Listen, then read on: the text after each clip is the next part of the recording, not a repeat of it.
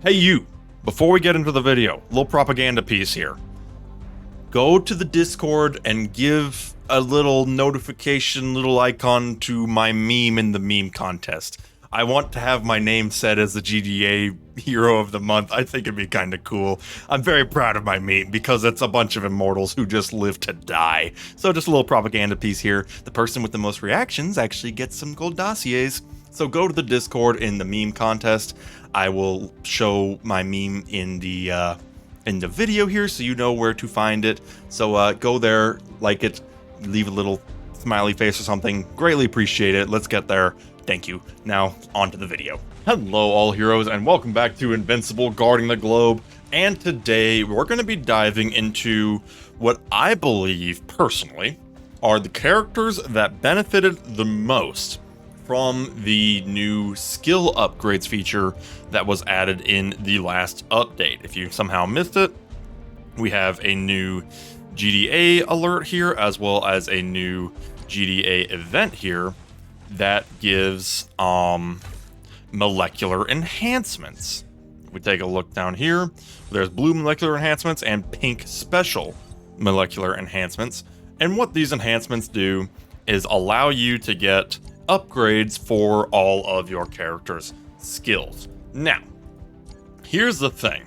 The ugly little secret of this new feature is that it is pricey. It requires an actual ton of the resources to get one skill notably powered up at all, much less all the skills of a character, even much more less all the characters that you want to use. So, with that said, you're gonna have to play it pretty smart on who you actually want to power up for the foreseeable future. I'm really hoping that they maybe buff how much the Well Done event or the Well Done op actually gives, because it's been pretty low so far. I mean, I'm not using my best team here, but I mean, I'm still at wave 300 something, and this is it, which is kind of pathetic, actually. I mean, my number one team can do way better, but you get my point. The resources are not exactly setting records. Maybe be a little better with some rank ups, but I mean, it's rare right now. So, I'm gonna start by listing the top 5 heroes that I believe really benefited from these skills. And I'm actually gonna start with Universa. Now, this is an interesting one because Universa, she really, she just came out, and yet she really got an amazing buff from the skill upgrades. If we take a look here, her Thunderstruck ability, Staff of Leadership, we'll probably talk about Universa in the future, but basically, in addition to her main ability, where it basically just deals damage to all enemies and reduces their energy defense, she gains an electric field that basically lasts for a few seconds. It's not staying for now, but it's probably like 6 seconds or so. That effectively applies damage over time. So kind of like the opposite. Okay, yeah, so there it says 6 seconds, which leads me to believe it's going to stay 6 seconds. So it's a nice little damage boost, actually, especially if anybody makes the mistake of getting close to her. Bonus points for the fact that she unlocks it pretty quick. She actually gets it at skill level 4, which makes this a nice, easy breakpoint if you want to get Universa's Thunderstruck ability stronger. This ability is fine. I mean, it increases the crit chance just a little bit more, not massive, nothing to worry about too much. This is decent as well. Basically, in addition to getting a nice crit chance boost, she also gets some life leech, and 12% life leech, considering what she can do, is not too bad. However, this is what's allowing her to make the list. Tripping the Light Fantastic. Now, at the very beginning here, every time Universa performs a basic critical hit, which by her previous 2 skills she's trying to do a lot, the ray bounces from enemy to enemy up to 1 time, dealing 50% of the initial damage.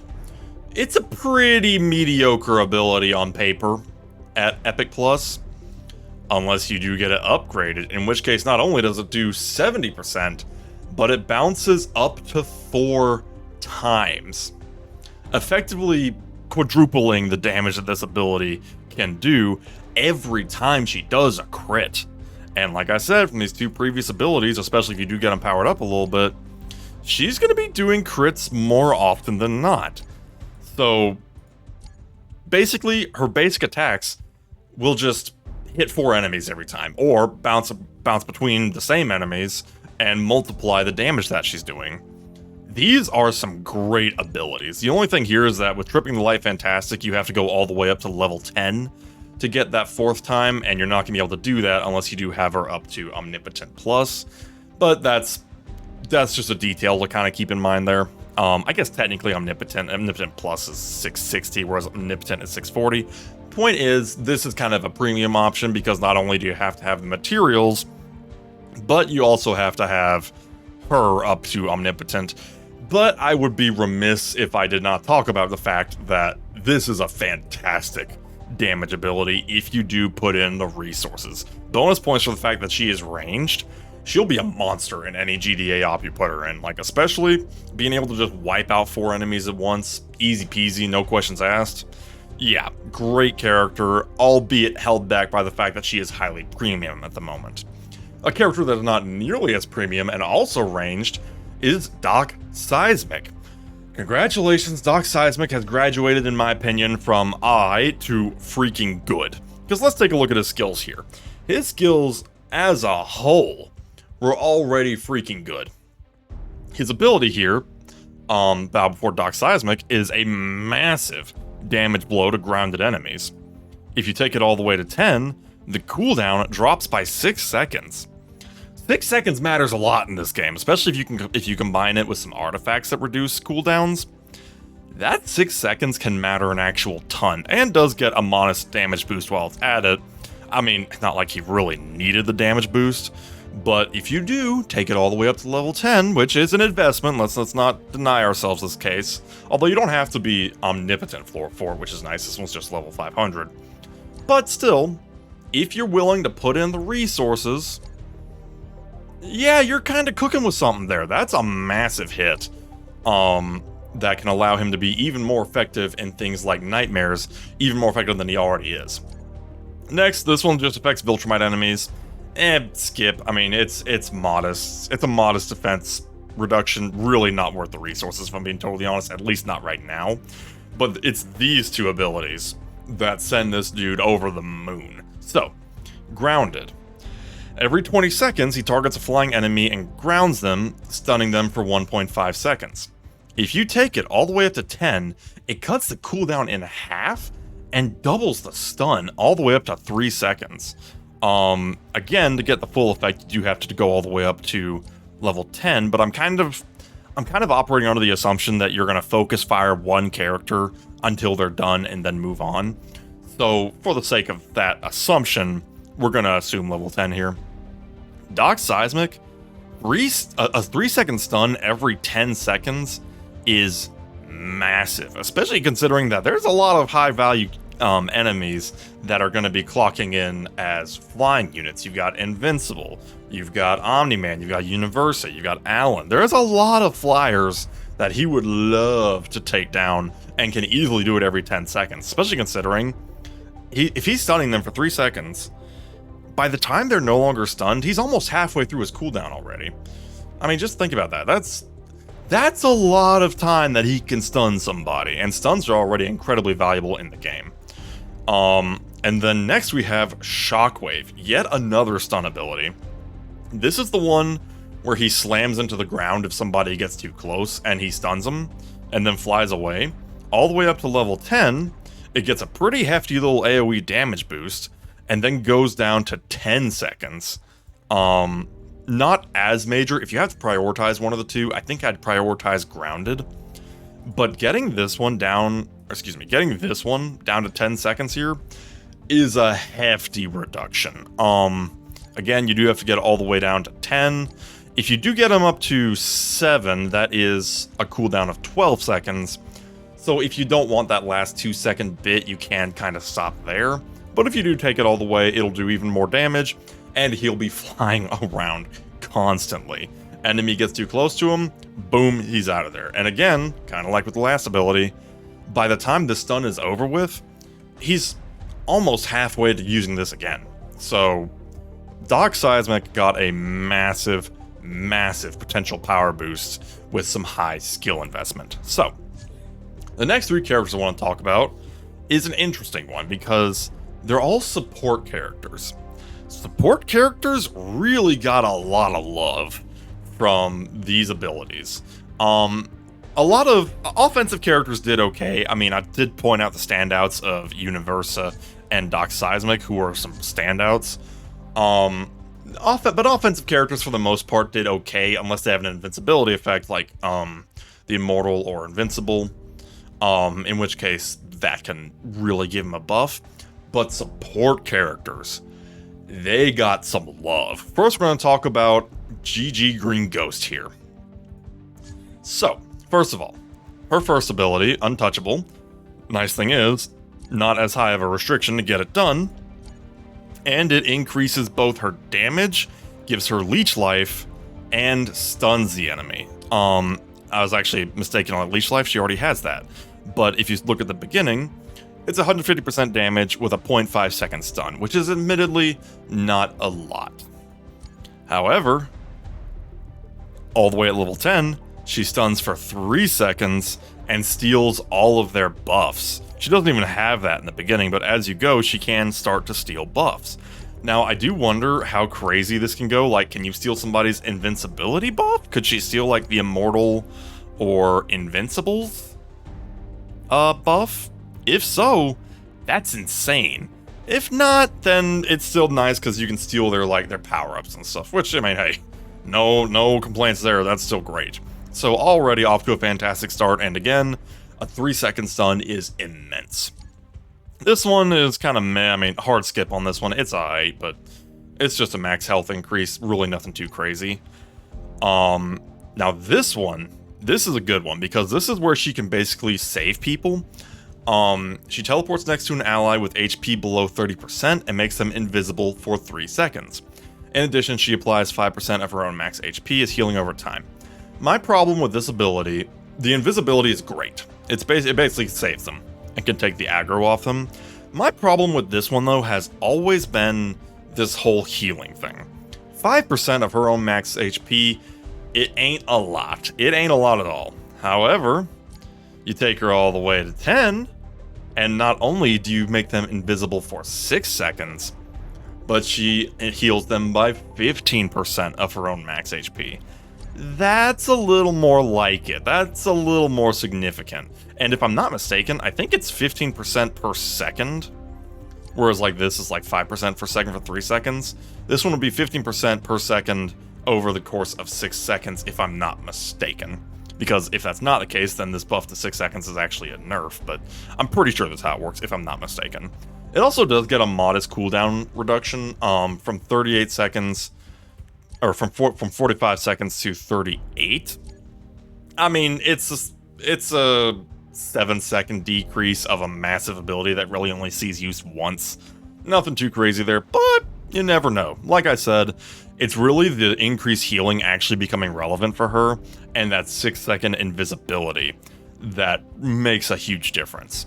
Next here, we have Can't See Me. Starting out, when she's below 20%, she becomes invisible for 3 seconds and gains an ability charge boost by 25%. Now, of course, that would affect Untouchable here. I don't know if it affects this at all. It's kind of hard to say. I would love to say that it does, but it's a little vague. However, take it all the way up to 10, that invisibility gets increased to 6 seconds, and her ability charge is increased by 60 seconds. This is another really freaking good one, because it basically means she gets to use all of her abilities, assuming that it does apply to all of her abilities. She gets to use them more often, and she stays incognito longer. Going from 3 seconds, doubling all the way to 6 seconds. 6 seconds of doing damage without the enemy fighting back is a long dang time, so I think that's pretty nice, especially with this ability here, where not only can she hide the enemies longer, or excuse me, hide the allies longer, but actually have some reasonable healing. This really turns her into the offensive support that she wants to be. Next, we're going to talk about Robot. Now, Robot, level 1, skill level 1 Robot is already fantastic. I mean, I mean, it's Robot. He's the definitive healer of the game. But his skills add some cool stuff. If you do get his main ability up to level 6, he does actually get a silencing ability, preventing the enemies from using any of their abilities.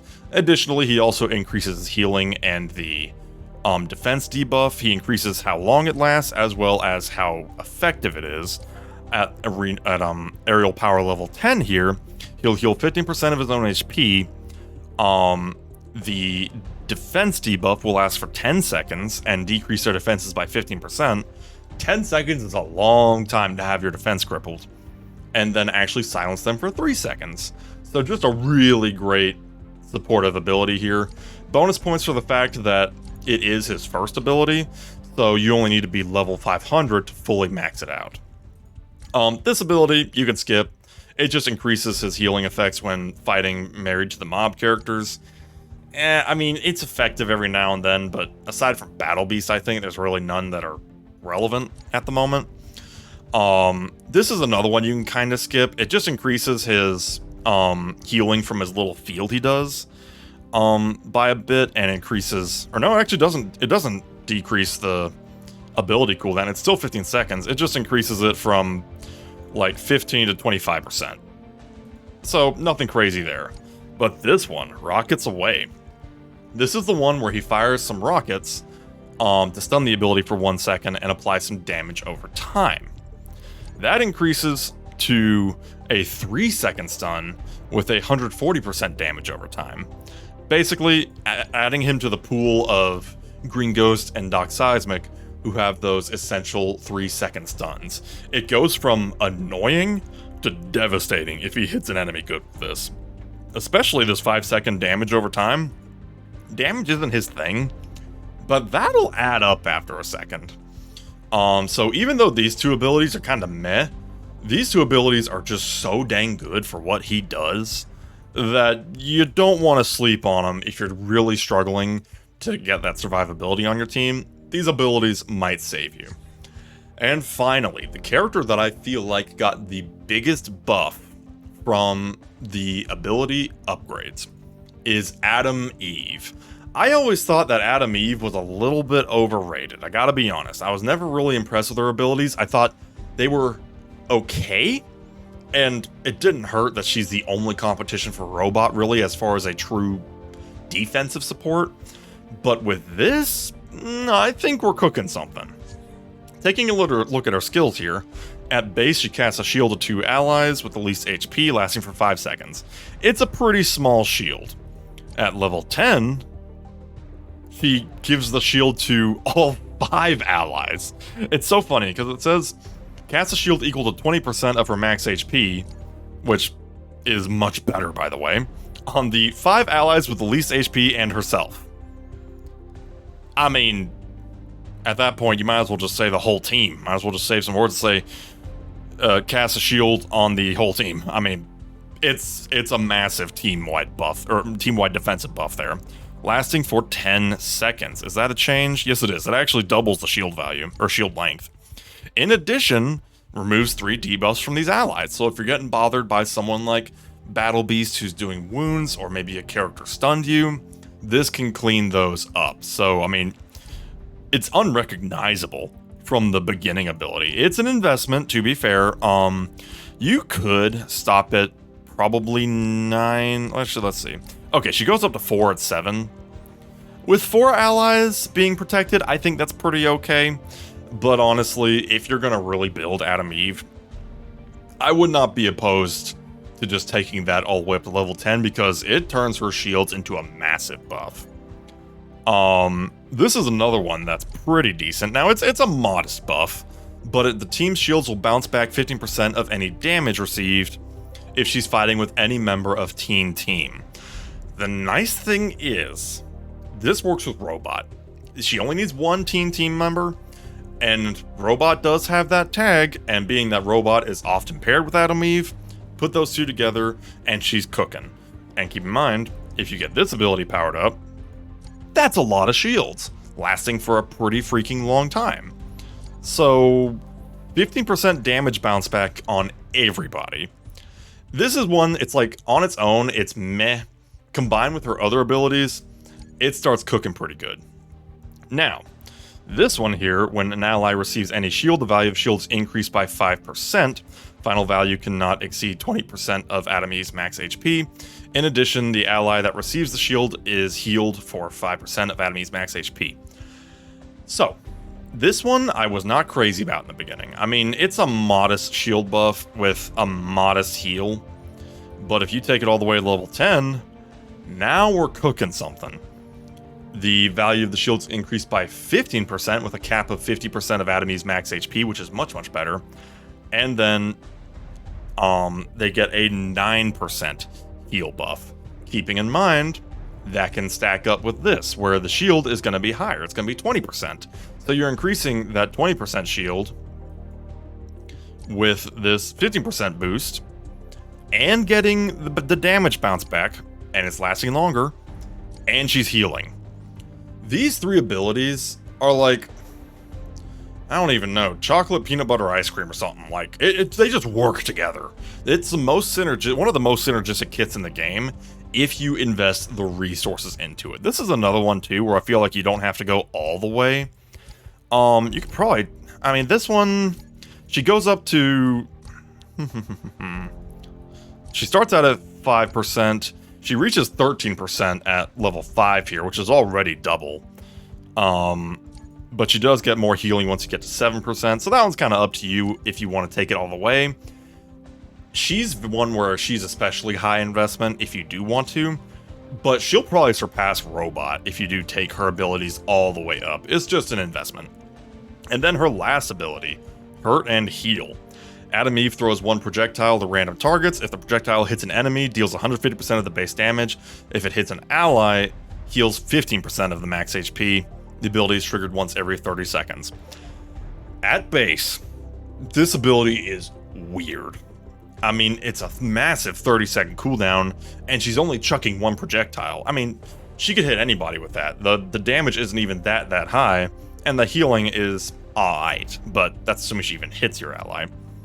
All the way up to level 10, now we're talking. She throws 5 projectiles, which means odds are, statistically speaking, one of those projectiles is going to hit an ally. The damage is increased much, much more to 300%, and if it hits an ally, it's a 25% heal instead of the base 15%.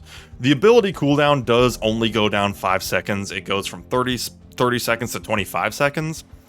But considering that the buff is massive, I think it's pretty fair, because really what's happening here, instead of the ability cooldown going down, they just justify the ability cooldown, really. Considering she throws 5 projectiles, they have much higher damage and much higher healing, the 25 seconds is a little more understandable. But that's Adam Eve.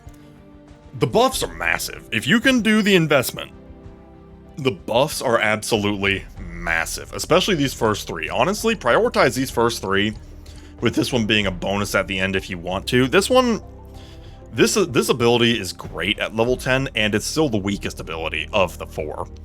So to say that it's great really says something, because these 3 are just insane. They are synergistic, they work extremely well together, and especially once you get her main ability up to level 10, she can protect the entire team, no questions asked.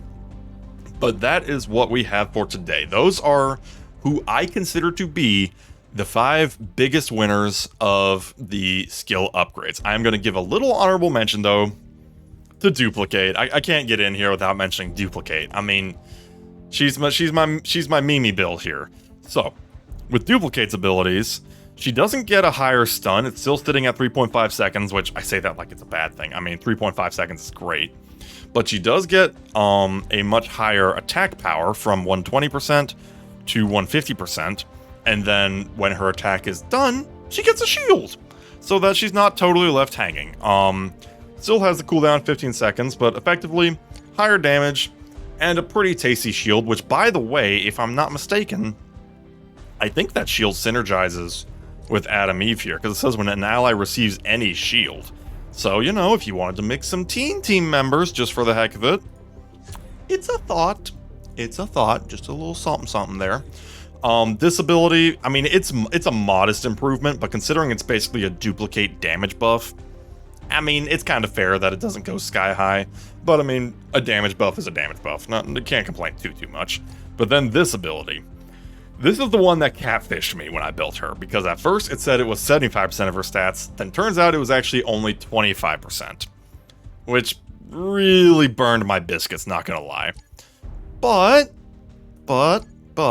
if you do take it all the way up to level 10, it does go up to a much better 45% of her initial stats. That's a copy that would actually hold up and do some damage. It wouldn't. It's still not as high as I would like for it to be. I kind of feel like they should have taken it all the way up to 75% just because of what she initially was. But, you know, it's still an improvement, and she does get a higher heal as well. Will I build her up with upgrade resources? Probably only if I really have a surplus, which is not going to happen anytime soon. But she's on the list. I would love to be able to power her up. Starting out, though, I'm probably going to power up Green Ghost. The improvements to her hide and heal and her can't see me are just too dang good to ignore, and untouchable as well. I mean, they're all just great. So probably going to start with Green Ghost, but we will go from there. So let me know down in the comments below who your favorite characters are with ability upgrades. If there's anybody that you regularly use that got a massive buff, let me know. I also want to do a video in the very near future of who I consider to be the biggest losers of this update, because not everybody cashed in. Let's be totally honest here. There were some standouts, and there are some weak links, but we're going to talk about that another time. For now, we shall see you next time. Have a good one.